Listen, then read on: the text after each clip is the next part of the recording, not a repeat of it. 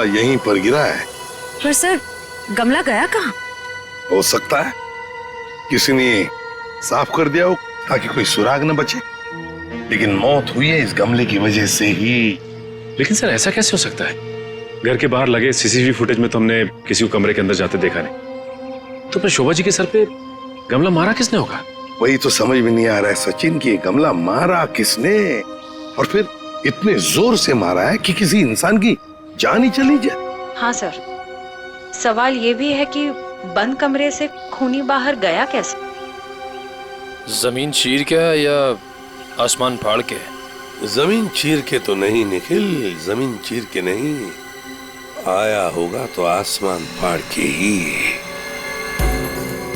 1 2 3 4 5 6 7 7वें मंजिल पर शोभा जी रहती है, वो रही उसकी बालकनी, और बिल्कुल उसी के ऊपर है 8वें मंजिल की बालकनी। चलो चलकर देखते हैं।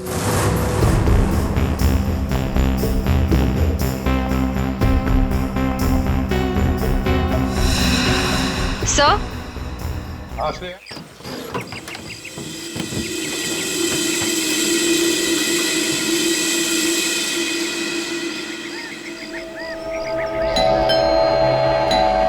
कचरा कचरा।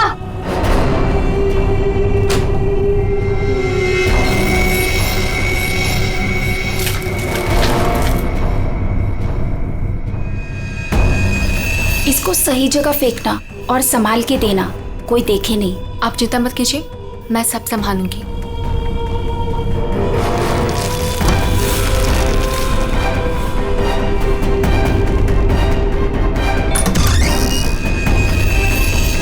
जल्दी दो। कौन है बेटा? कोई नहीं माँ, कचरा वाली थी।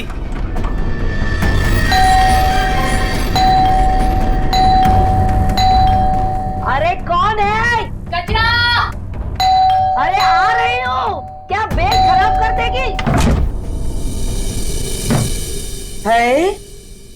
तू कौन है? मैडम, मैं ना नई सफाई वाली है। वो क्या है ना, सविता गांव गई है तो उसकी जगह मेरे को रखा है यहाँ पे। ये सेक्रेटरी भी ना इन्फॉर्म ही नहीं करता है और किसी को भी रख देता है काम पे। क्या मैडम, सुबह सुबह चिलम चिली करने का? लाओ, वैसे भी मेरे को 10 और घरों में जाना है। लाओ जल्दी दो। है तेवर तो देखो, जैसे ऑफिस ही जाना है तुझे।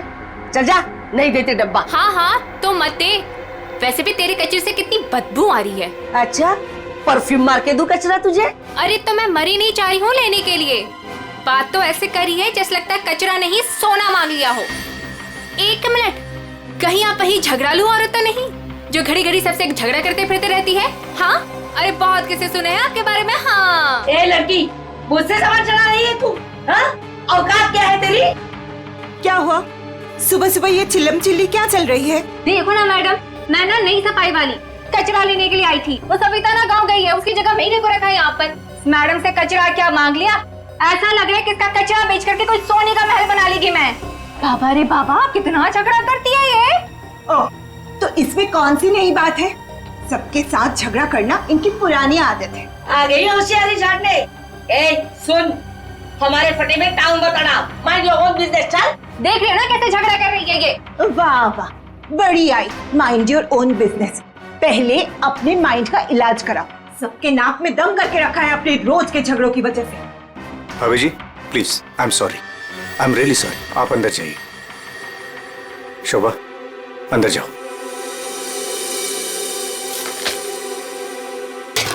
जाओ। खाली लड़ते रहती है, पता नहीं कैसी औरत है ये। आपको बीच में आने के लिए किसने बोला? हाँ, अगर आप बीच में नहीं आते थे ना तो उस रत्ना की बच्ची को देख लेती थी मैं। मुझे अंदर ले आए सो आए, आपने सॉरी बोला उसे? सॉरी बोला? अरे किससे पूछ के सॉरी बोला? हमेशा से गलत काम करते हो, हमेशा से गलत काम करते रहते हो। हाँ हाँ हाँ, सब हमारी गलती है, हमारी गलती है सब। लोग हमसे बात नहीं करते, लोग हमें देख करके दूर भाग जाते हैं, कोई हमें अपने घर में नहीं बुलाते, सब हमारी गलती है। शोभा प्लीज देखो, शोभा इस तरह से बात बात में लोगों के साथ झगड़ा करना बंद कर दो। देखो शोभा, तुम जानती हो इस वजह से लोग हमारे घर को कितने बदनाम कर चुके हैं, यहाँ तक कि सोसाइटी वाले पुलिस की धमकी दे चुके हैं। अरे वो क्या पुलिस कंप्लेंट करेंगे, मैं खुद पुलिस स्टेशन जाऊंगी और एक एक को ठीक से देख लूंगी।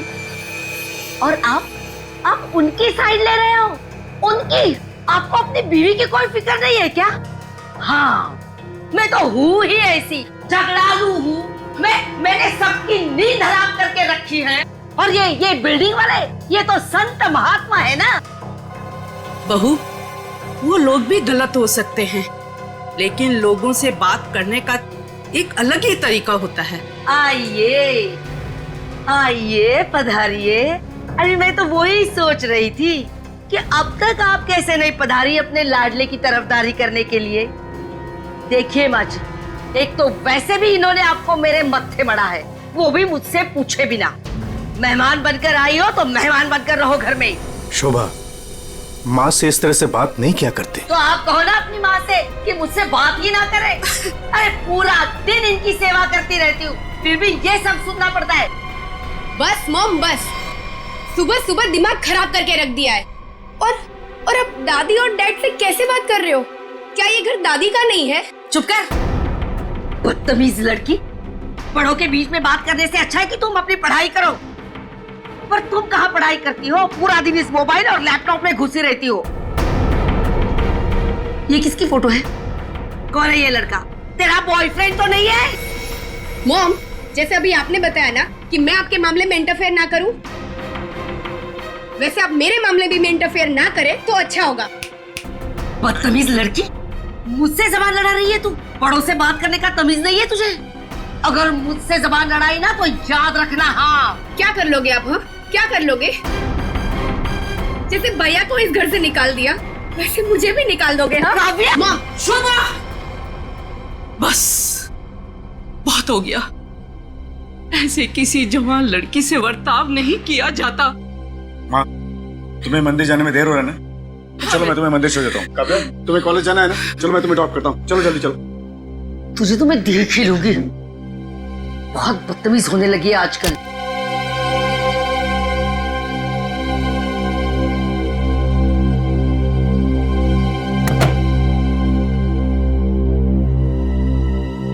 आने दो इस बुढ़िया को मंदिर से, दरवाजा ही नहीं खोलूंगी। देखती हूँ अंदर कैसे आती है।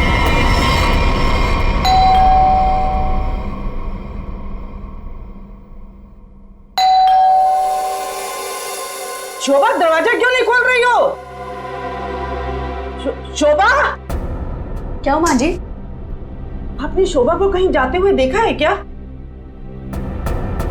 क्या हुआ माँ जी?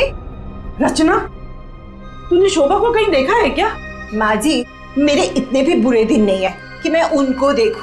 पता नहीं उसमें भी उनको कोई प्रॉब्लम हो जाए। पर हुआ क्या? शोभा दरवाजा नहीं खोल रही है।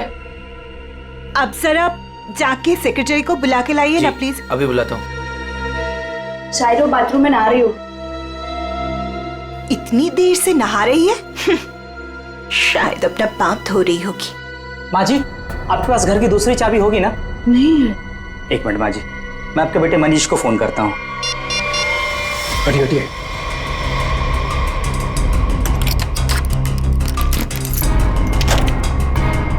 माँ, दरवाजा अंदर से बंद है। अंदर से कैसे बंद है? सर, घाव काफी गहरा है, लगता है किसी भारी चीज से वार किया गया है। कोई एक्सीडेंट? इनका पैर फिसला और किसी चीज से टकरा के गिर गई। हाँ, एक्सीडेंट हो सकता है। एक काम करो, घर में जितना सारा फर्नीचर है चेक करो, उसके कॉर्नर चेक करो फर्नीचर के, और फिर देखो कहीं पर नुकीली चीज है क्या, शायद उससे टकराई हो। सर।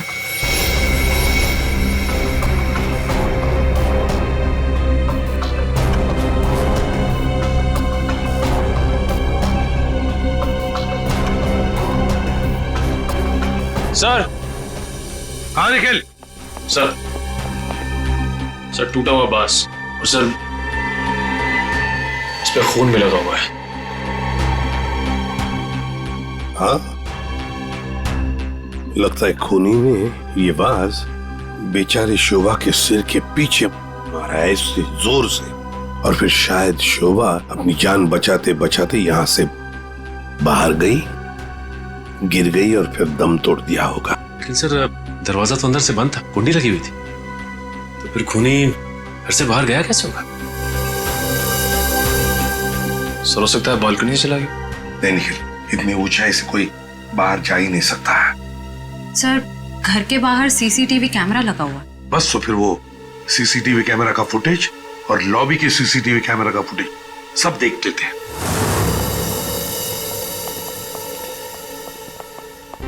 मनीष जी, आज सुबह आप, आपकी माँ और बेटी काव्या जब घर से बाहर गई तब शोभा जिंदा थी, है ना?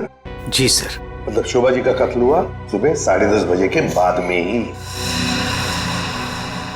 पर काव्या, तुम 11 बजे कॉलेज से वापस क्यों आ गई थी? देखो, चुप रहने का कोई फायदा नहीं है। हमने लॉबी के सीसीटीवी फुटेज में देख लिया है, तुम ठीक 11 बजे बिल्डिंग में अंदर आई थी। काव्या, तुम कॉलेज नहीं गई?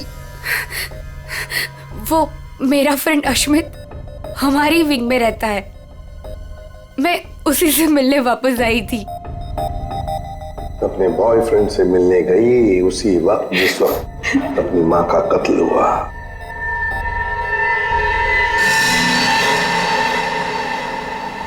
तुम कौन हो? मैं रितेश। रितेश, आपका बेटा? जी सर। पर तुम तो घर छोड़कर चले गए थे। जी वो मैं घर छोड़कर नहीं गया था, मुझे इनकी पत्नी ने घर से निकाल दिया था। मतलब तुम्हारी माँ ने, यही आदर रखते हो अपनी माँ के लिए, यही संस्कार दिया? जब तुम यहाँ रहते नहीं थे तो किस लिए आए थे यहाँ पर? जी वो मैं किशोर से मिलने आया था। सर, अगर आपने सीसीटीवी फुटेज देखा होगा तो आपने देखा होगा कि मैं अपने डॉग को बाहर घुमाने लेके गया था। क्या बात है किशोर, जब ये रितेश तुम्हारे घर पे तुमसे मिलने आया तो तुम अपने घर से बाहर कुत्ता घुमाने निकल गए? हाँ सर, वो हमेशा आता जाता रहता है, पर इसमें प्रॉब्लम क्या है? प्रॉब्लम है शोभा जी का कत्ल हुआ है, समझे? चलो तुम सबकी बातें मान ली, बच्चे बिल्डिंग में आए अपने दोस्तों से मिलने, मगर घर नहीं गए। बिल्डिंग के अंदर बाहर लोग आते जाते रहे, पर शोभा जी के घर के बाहर कोई नहीं आया। काश अगर कोई भी, एक भी शोभा जी से मिलने जाता तो शायद आज बेचारी मासूम शोभा बच जाती। सर, वो कोई बेचारी औरत नहीं थी, जैसी औरत थी उसके साथ वैसा ही हुआ। क्या मतलब? माफ कीजिएगा मनीष भाई, सोसाइटी की इज्जत का सवाल है। सर, शोभा जी का सोसाइटी में किसी के साथ भी बिहेवियर अच्छा नहीं था। आए दिन छोटी छोटी बातों में झगड़ा करती थी। इवन सर, आज भी उनका झगड़ा हुआ था। झगड़ा हुआ था? किसके साथ? इनसे, रचना जी से। ओ सर, मैंने उसको नहीं मारा सर, मैंने तो कभी किसी मच्छर को भी नहीं मारा सर। एसीपी साहब, इन सोसाइटी के सारे लोगों को मैं जानता हूँ, इनमें से ऐसा कोई नहीं है जो शोभा को इस तरह से मार सके। अगर शोभा जी का खून तो हुआ है ना, किसी ने तो किया है। अरे तारिका, ये क्या कर रही हो? ऐसा क्या कर दिया डॉक्टर साहब ने?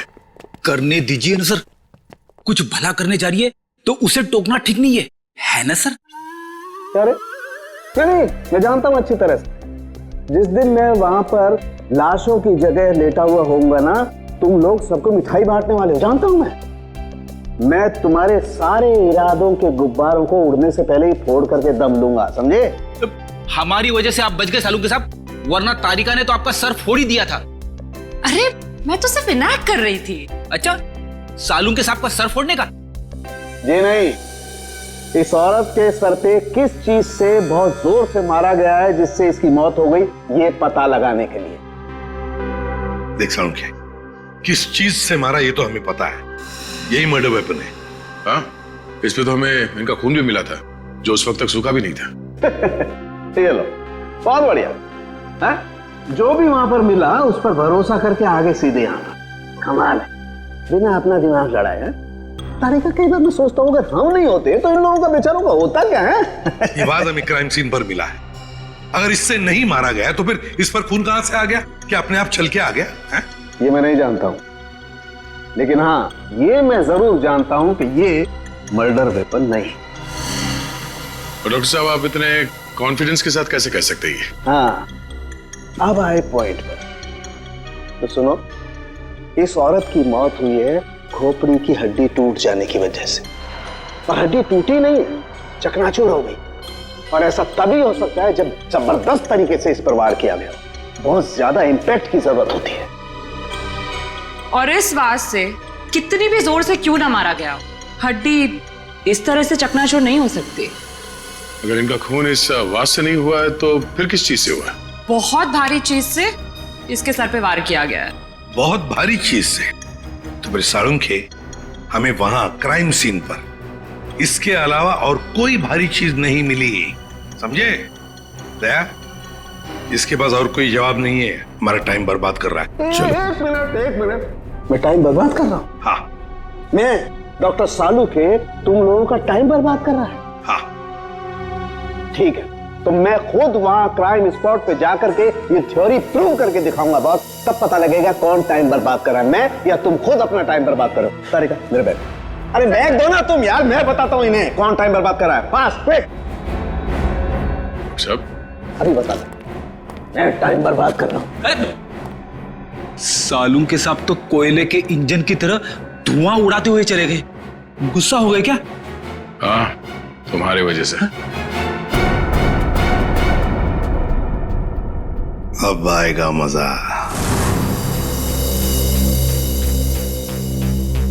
सब कुछ ढूंढ लिया, आप क्या ढूंढेंगे? अपना सर ढूंढो। कहा था ना यार तुमसे, कोई भारी चीज से मारा गया तो भारी चीज ढूंढो ना प्लीज। साहब, क्या लगता है इससे मारा होगा? सर क्या इससे मारा होगा? नहीं, इससे नहीं हो सकता। सर, ये देखिए सर, काफी भारी है सर, इससे मारा होगा। सर पे मार के देखो, अगर सर खुल जाएगा तो मान लो। आपके सर पे कैसे मार? Shut up. यार साळुंखे, क्यों टाइम बर्बाद कर रहा है हमारा? तू बस प्लीज मुझे ढूंढने दो। मैं एक काम करो, आप लोग बैठो, मैं जरा ढूंढता हूँ प्लीज।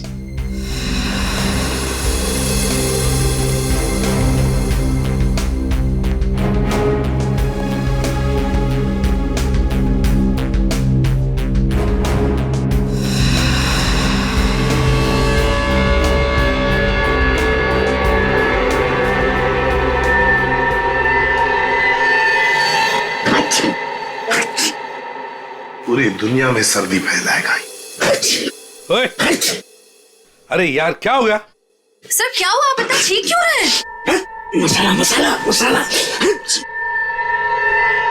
हाँ सर, चारों तरफ मसाला गिरा हुआ है और यहाँ पे निशान भी है। लगता है मसाला कूटने का खलबट्टा रखा था यहाँ पे। सर बट्टा तो काफी भारी भी होता है। एक काम करो, आसपास जितने भी घर हैं, सारे के सारे घर चेक करो। श्रेया, दादी माँ को लेकर आओ।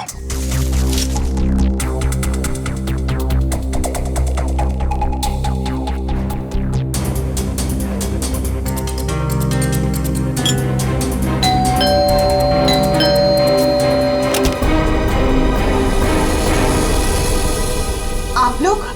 हमें आपके घर की तलाशी लेनी है। लेकिन खून तो वहां हुआ है, आपको यहाँ क्या मिलेगा? देखिए, आपकी बिल्डिंग में खून हुआ है। क्या आप चाहती हैं कि एक और खून हो जाए? प्लीज हमें अपना काम करने दीजिए। ओके, आइए।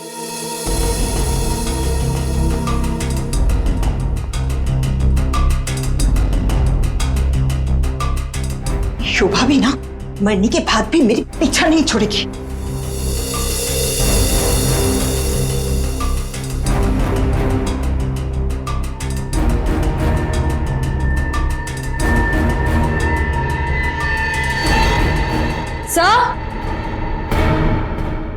श्रेया, सर ये देखिए।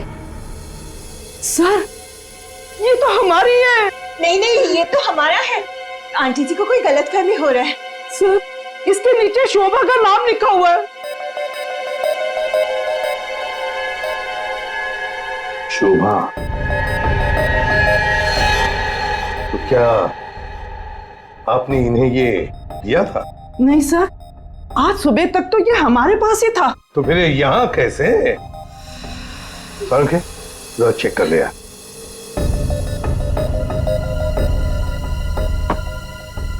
वो क्या है ना सर, मैंने गोलू के पापा को छोले खिलाने का वादा किया था। शोभा जी तो मर ही गई थी, वो इससे क्या करती, इसलिए मैं ये लेके चली आई। मैंने कोई खून नहीं किया सर, मैं सच बोल रही हूँ सर, मैंने कोई खून नहीं किया। बॉस, इन पर तो कहीं भी खून के ट्रेसेस नहीं। खून का निशान नहीं? मतलब ये मर्डर वेपन नहीं है? मुझे लगता है शोभा ही हमें बताएगी कि उसका खून कैसे हुआ है और किसने किया।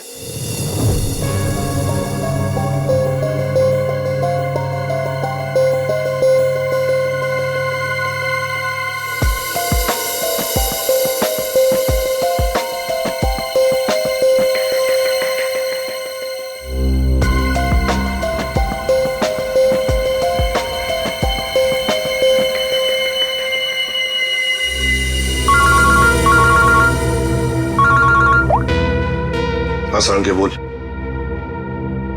अच्छा, गेरू मिट्टी। अच्छा ठीक है सचिन, मर्डर वेपन का पता चल गया है। पर वो क्या है सर? गमला। गमला? हाँ गमला। साळुंके को शोभा के कान में गेरू मिट्टी के कुछ अंश मिले।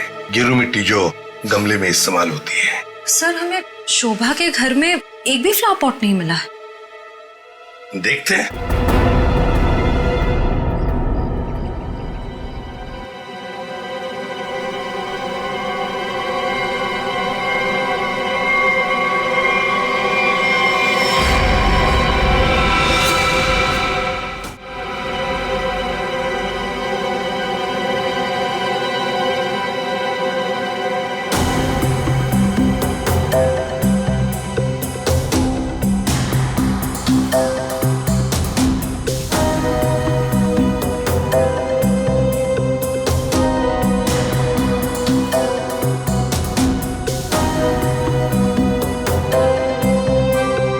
गमला यहीं पर गिरा है।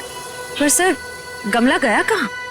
हो सकता है किसी ने साफ कर दिया हो ताकि कोई सुराग न बचे, लेकिन मौत हुई है इस गमले की वजह से ही। लेकिन सर ऐसा कैसे हो सकता है? घर के बाहर लगे सीसीटीवी फुटेज में तो हमने किसी को कमरे के अंदर जाते देखा नहीं। तो फिर शोभा जी के सर पे गमला मारा किसने होगा?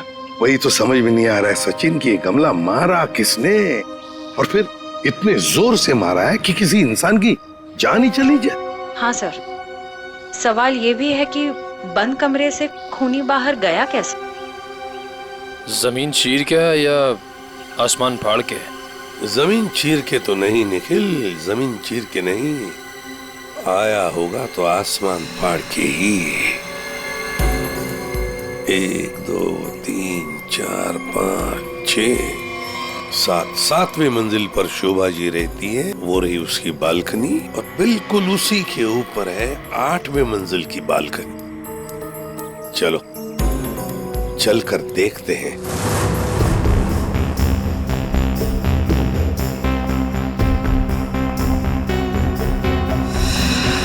सर। हाँ श्रेया। सर ये देखिए, स्टैंड जैसा कुछ है। स्टैंड जैसा तो है।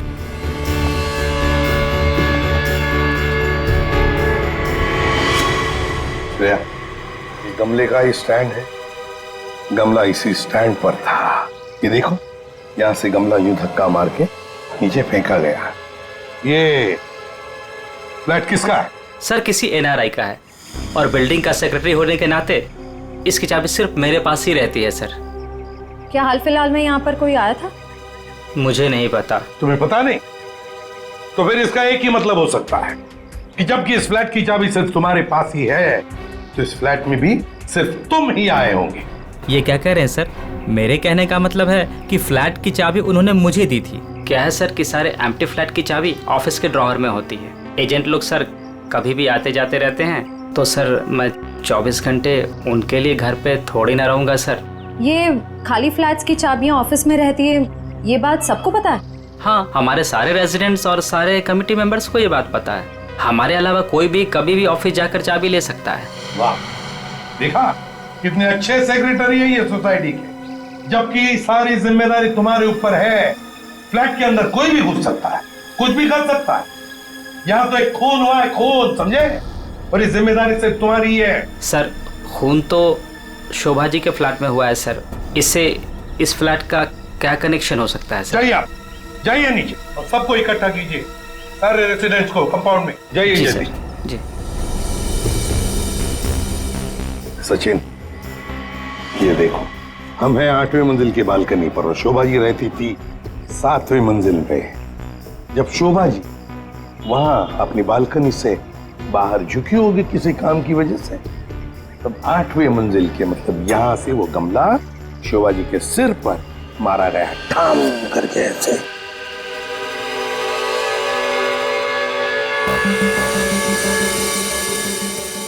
भगवान का लाख लाख शुक्र है, वरना आज तो मसाला कूटने के चक्कर में मेरी कुटाई हो जाती उन सीआईडी वालों के हाथों। इसीलिए छोले को मारो गोली, ये लौकी खिला दूंगी गुल्लू के पापा को। ओह गॉड!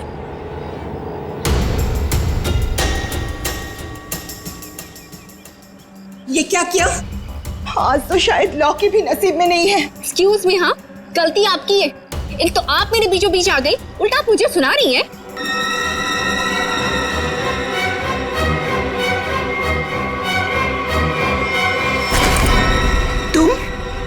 तुमको तो मैंने कहीं देखा है। देखिए, आपका जो कुछ भी नुकसान हुआ है उसके लिए आई एम सॉरी। मैं थोड़ी जल्दी में हूँ। रुक रुक, तुम वही सफाई करने वाली हो ना? अरे छोड़ मेरे हाथ। तेरी वजह से वो शोभा मेरे ऊपर राशन पानी लेके चढ़ गई थी। कौन शोभा? कैसा राशन पानी? मैं कुछ भी नहीं जानती। Excuse me. अरे स्क्वीज तो तेरी आज मैं करूंगी। तेरे जाने के बाद ही शोभा का कत्ल हुआ था। क्या? चल मेरे साथ, सीआईडी के पास चल। चल चल। हमें उस चीज का पता चल गया है जिससे शोभा जी का खून हुआ है। एसीपी साहब, क्या आप मुझे बता सकते हैं वो कौन सी चीज है जिससे मेरी पत्नी का खून हुआ? Flower pot. Flower pot? जी हाँ, फ्लावर पॉट। बिल्डिंग के 8वें मंजिल पर जो फ्लैट बंद पड़ा है उसके बालकनी के ऊपर रखा गया था ये फ्लावर पॉट और ऊपर से शोभा जी के सिर पर मारा गया। Flower pot. किसने किया ये सब? मुझे नाम बताइए जिसने मेरे परिवार को हमसे छीन लिया। बताइए एसीपी साहब, कौन है वो? ये तो कहना पड़ेगा कि बड़ा चालाक खूनी है ये, बहुत अच्छी तरह से प्लानिंग की थी, लेकिन भूल गया कि कोई भी कातिल कितना भी चाहे चालाक क्यों ना हो, कोई ना कोई गलती तो कर ही जाता है। जानना चाहते हो कौन है वो खूनी? आप में से ही कोई है, आप में से। ये सफाई करने वाली है। आज सुबह जब शोभा का खून हुआ था उससे पहले मैंने इसको बात करते हुए देखा था। अभी भेस बदलकर भाग रही थी। देखिए, मुझे नहीं पता कि ये औरत कब से क्या बकवास किए जा रही है। मैं तो यहाँ पर पहली बार आई हूँ। मेरा हाथ छोड़ो ना। मैं सच बोल रही हूँ, मैंने इससे झगड़ा करते हुए देखा था। मुझे तो लगता है यही खूनी है सर। क्या बकवास किए जा रही हो तुम? हम पता लगा लेंगे। जरा देखिए इस लड़की को और बताइए, क्या आप में से किसी ने इसको देखा है आज सुबह? हाँ सर, मैंने देखा इस लड़की को। सर, ये वही लड़की है जो आज सुबह में शोभा जी के साथ लड़ रही थी। रुक, कहाँ भाग रही है?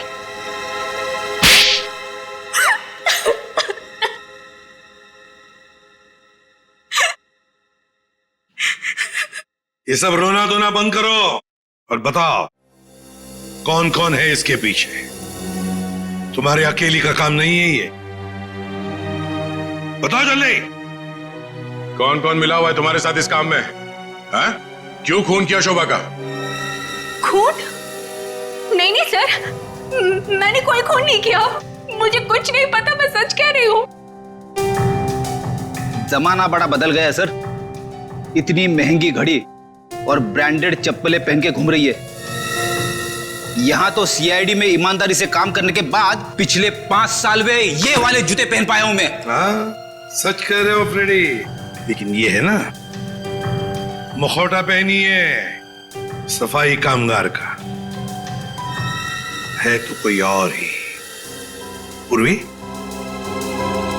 ऐसे नहीं बताइए। हाँ बोल नहीं, प्लीज प्लीज मैम, मुझे मत मारिए, मैं बताती हूँ, मैं सब सच बताती हूँ। दरअसल मेरे पास एक फोन कॉल आया था। कौन लोग थे मुझे नहीं पता, लेकिन वो लोग शोभा से बदला लेना चाहते थे। बदला कैसे लेना है वो सारे इंस्ट्रक्शन मुझे फोन पर बता दिए गए थे। मैंने बस उसे फॉलो किया था और कुछ नहीं किया था, खून नहीं किया था सर। एक अनजान आदमी ने तुम्हें फोन कॉल किया और तुम उसकी मदद करने के लिए तैयार हो गई? हाँ सर। ऐसी क्या दुश्मनी थी तुम्हारी शोभा से? सर शोभा अच्छी औरत नहीं थी, वो बहुत ही घमंडी और झगड़ारू किस्म की औरत थी। सर मैं एक स्टोर में सेल्स गर्ल का काम किया करती थी। मेरे स्टोर में आई वो एक दिन, नेल पेंट दिखाने के लिए कहा। नेल पेंट का ढक्कन जब मैं खोल रही थी तो सर गलती से वो नेल पेंट की कुछ बूंदें उसके साड़ी के पल्लू पे गिर गई थी सर। उसके बाद उसने जो हंगामा खड़ा किया, मैंने उससे माफी मांगी, मिन्नती की कि प्लीज मुझे माफ कर दीजिए, लेकिन उसने मेरी एक बात भी नहीं मानी। मैनेजर के पास चली गई सर। मैनेजर ने मुझे नौकरी से बाहर निकाल दिया। 2 महीने तक मुझे कहीं कोई नौकरी नहीं मिली। घर का किराया तो दूर, खाने तक को मेरे पास पैसे नहीं थे। मकान मालिक मेरे सिर पर चढ़ करके मुझे परेशान करने लगा, कहा कि निकलो मेरे घर से। सर उसने मेरी पूरी जिंदगी तबाह कर दी। फिर मैंने ठान लिया था कि उस शोभा से मैं बदला जरूर लूंगी। इसलिए तुमने कानून को अपने हाथ में लेने का फैसला किया है? सर मैं मानती हूँ कि मुझसे बहुत बड़ी गलती हो गई। प्लीज आप लोग मुझे माफ कर दीजिए प्लीज। ये लो, सब कुछ मान लिया तो माफी मिल गई, ऐसे लगता है तुम्हें? है? तुम्हारी सजा हम कम कर सकते हैं, मगर एक शर्त पर। हाँ सर, मुझे आप लोगों की सारी शर्त मंजूर है। बताइए मुझे क्या करना होगा? तो ये बताओ कि फोन पे एग्जैक्टली क्या इंस्ट्रक्शन दिए गए थे तुम्हें? मुझे बस वो फ्लावर पॉट गिरने के बाद उसे साफ करने के लिए कहा गया था। वो फ्लावर पॉट जैसे बालकनी से शोभा के सर से टकराकर नीचे गिरा तो मेरे पास उसे झट से साफ करके वहां से मैं निकल गई। बस यही किया था मैंने। वो फ्लावर पॉट किसने फेंका था? Flower pot? नहीं, किसी ने फेंका नहीं था। किसी ने नहीं फेंका? ये कैसे हो सकता है? कोई तो ऊपर था फेंकने वाला। नहीं सर, मैं सच कह रही हूँ, वहाँ पर कोई नहीं था। वो फ्लावर पॉट अपने आप गिरा था। कौन था ऊपर? यकीन कीजिए, मैं क्यों झूठ बोलूंगी आप लोगों से।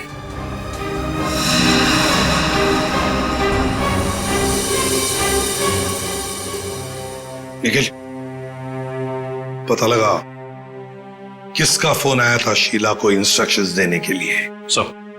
उदय, टूटे हुए फ्लावर पॉट के टुकड़े अच्छी तरह से देखो।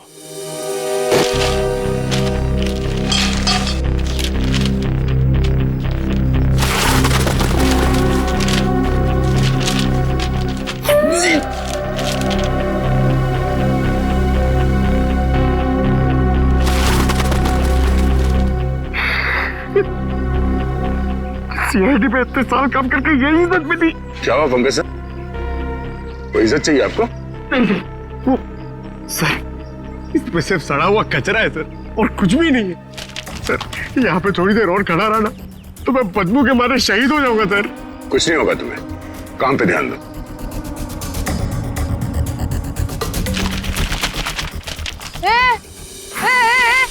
ये क्या कर रहे हो? ये मेरा इलाका है, यहाँ मैं किसी और को कब्जा जमाने नहीं दूंगी।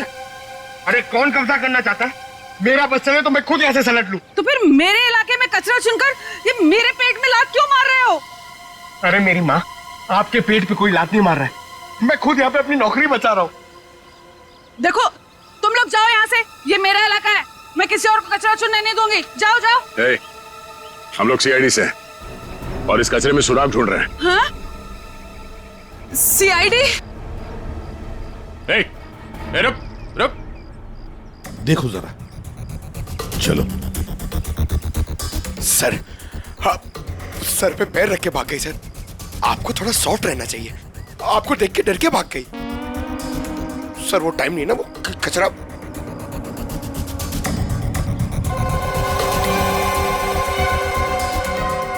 सर, ये देखिए, ये कुछ गमले के टुकड़े मिले हैं।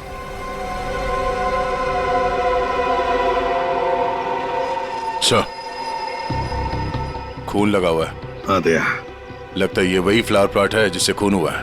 अब ये खून शोभा का है या नहीं, ये तो फोरेंसिक लैब से ही पता चल जाएगा।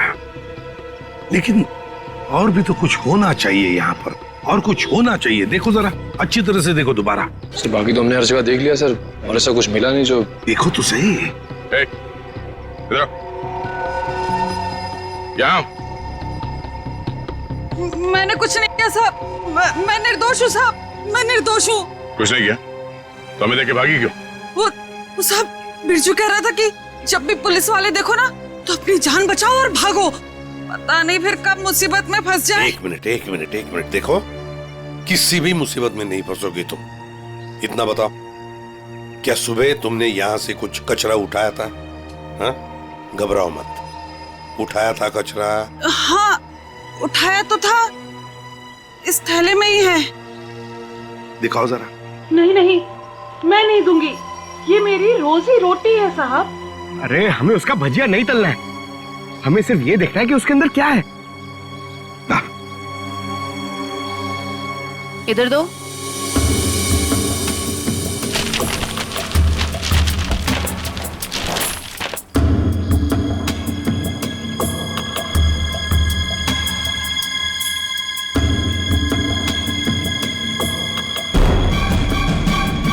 खिलौने का बॉक्स है सर, एड्रेस भी लिखा हुआ है। ओह, तो ये है खूनी।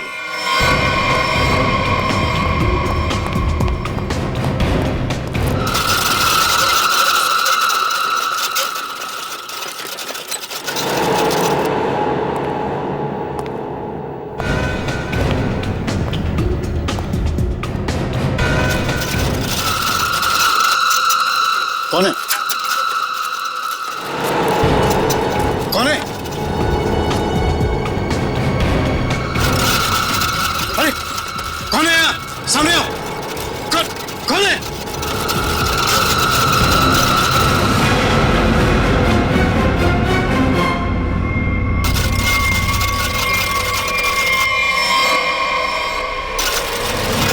मनीष बाबू,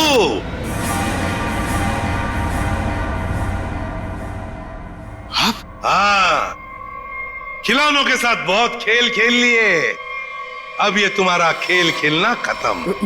मैंने आगे रास्ता बंद है। मैंने कुछ नहीं किया। अब ये बता, शोभा को क्यों मारा तुमने? मैंने नहीं मारा।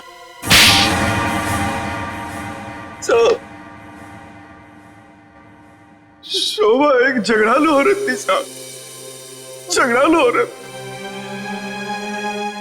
हमेशा गालियां देती थी साहब, हर छोटी मोटी बात पे चिल्लाती थी, भद्दी गालियां देती थी।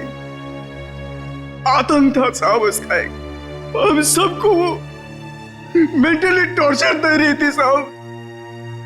लेकिन फिर भी हम सबने सहा, हर बात को सहा साहब।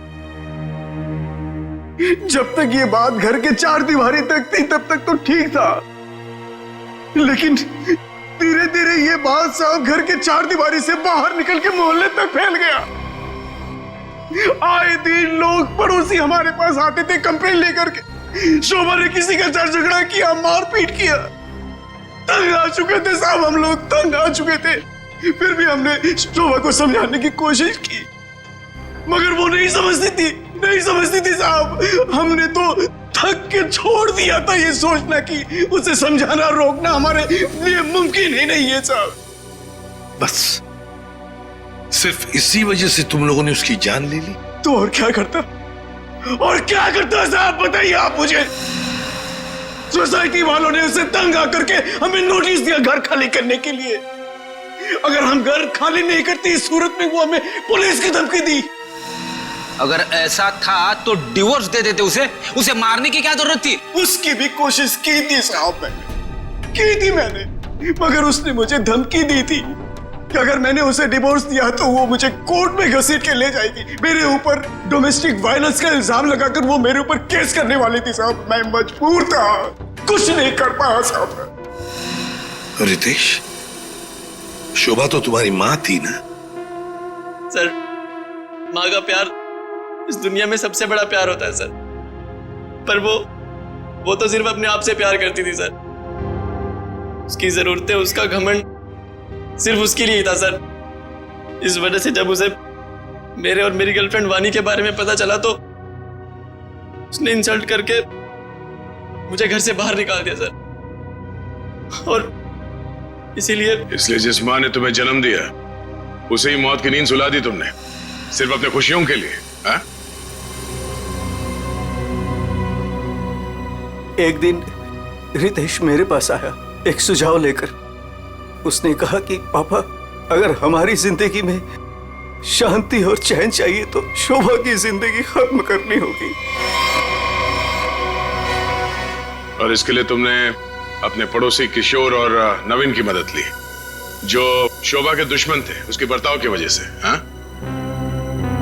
सिर्फ इनको ही नहीं रहा, इन्होंने बाकी सारे लोगों से भी कांटेक्ट किया जिनका कोई ना कोई झगड़ा था शोभा के साथ। उन सबको अपने प्लान में शामिल कर लिया, शोभा को मारने के प्लान में। शीला के बारे में तुम्हें कैसे पता चला? काव्या ने मुझे बताया उस दिन शीला और शोभा के झगड़े के बारे में, क्योंकि काव्या शोभा के साथ ही स्टोर में गई थी। तो तुम्हारे इस प्लान को अंजाम देने के लिए कोई बाहर वाला चाहिए था, और ये शीला इस काम के लिए एकदम परफेक्ट थी। और इसे शोभा से बदला लेना था, इसलिए ये भी मान गई। है? वैसे सारी प्लानिंग की कैसे तुम लोगों ने, बताओ जरा। नवीन ने ऑनलाइन पर ट्रॉली बुक की थी। डिलीवरी होने के बाद वो ट्रॉली और रिमोट वाणी को दिया था। वाणी पेशे से इंजीनियर है साहब। वो ट्रॉली और गमले को किस तरह से रखना है इसकी प्लानिंग उसने नहीं की थी। और फिर वो ट्रॉली और रिमोट लाके किशोर को दे दिया। और फिर काव्या और रितेश ने मिलकर वो गमले और ट्रॉली को ऊपर बैल्कनी में सेट कर दिया। तुम्हें कैसे पता चला कि ये शोभा बालकनी में किस वक्त आने वाली, कितने बजे?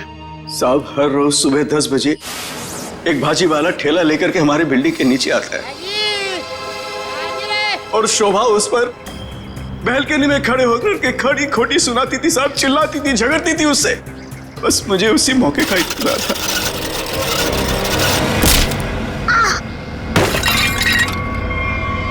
और फिर मैंने मां को फोन किया।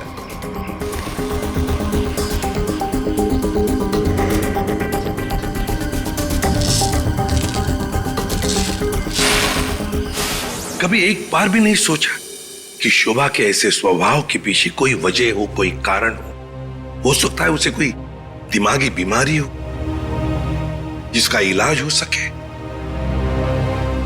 नहीं सोचा। तुम सब ने सिर्फ अपने ही बारे में सोचा, तंग आ गए उसके स्वभाव से, इलाज नहीं किया उसका, बस जान ले ली उसकी।